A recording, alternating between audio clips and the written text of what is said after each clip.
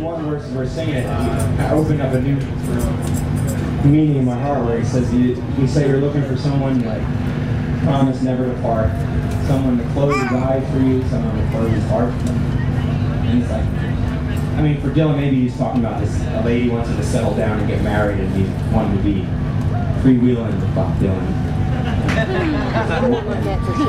Womanizing or something. I don't know what he had in mind, but of course there's so much truth in that song. You come to somebody and you say, what, is me, babe? You say you're looking for someone who's never weak but always strong. You have these marriages, people get married. Maybe some of you here are probably married. Or if not, you're engaged, you have a girlfriend or a boyfriend you think about marrying, or you came here hoping to meet somebody to get married. I guess that. But we need to remind each other, right? God in our midst reminds us of the folly of this, the craziness of this world. Everything, everywhere we look, we have something promising us happiness. We can't drive down the highway without seeing billboards, every mile or less, saying, come here, buy this, come here and give us your business, give us your allegiance to this. The picture of a person smoking a cigarette, they're so happy. We're driving a certain car on television, it's like 4 trucks or something. It's like we might not even realize it, but it's this constant barrage of not just advertising, but even this notion of marriage. People are thinking, when I marry somebody, that's kind of the big one, the big commitment you're going to make. And we're thinking that's what's going to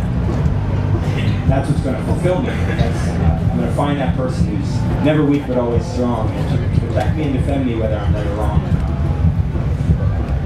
And for Dylan to have that clarity, or at least that clarity is amongst us, if we're willing to accept it, or look around and ask other brothers and sisters who've been married and ask them, has that fulfilled you? Is that the thing that brought an end to your loneliness? I mean, if you're here and you feel any loneliness, what are you going to do?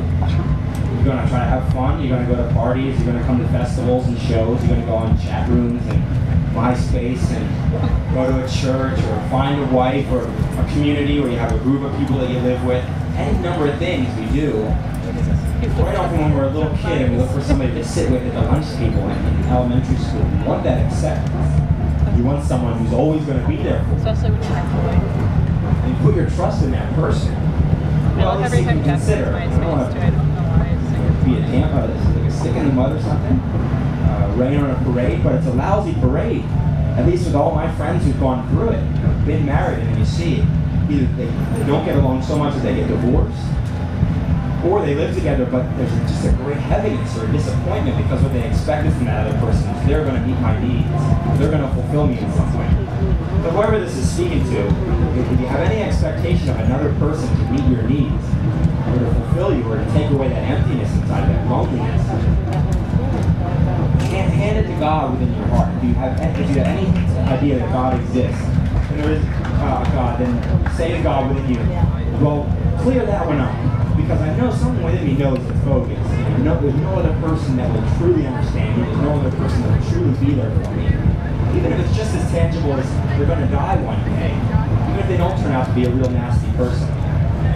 But they will at some point. If that person that you're trusting, they're going to be so nice to you. Well, one day they wake up at a certain time of the month, or something went bad at work, or something happened, and they're not so nice to you. They start dumping on you all of a sudden.